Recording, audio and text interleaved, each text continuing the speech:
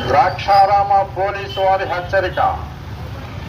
Draksharama police station పరిధిలోని 50 మంది ప్రజలకు పోలీసు వారి విజ్ఞప్తి. దొంగలు తిరుగుతున్నారు, జాగ్రత్త. దొంగతనాలు జరుగుతున్నాయి, జాగ్రత్త. పండుగల సందర్భంగా మీ యొక్క బంధువుల ఇళ్లకు వెళ్ళేవారు మీ యొక్క బంగారు వస్తువులు మరియు నగదు బ్యాంకుల నందు కానీ మీ యొక్క బంధువుల వద్ద కానీ భద్రపరచుకోవాల్సిందిగా కోరుతున్నాం.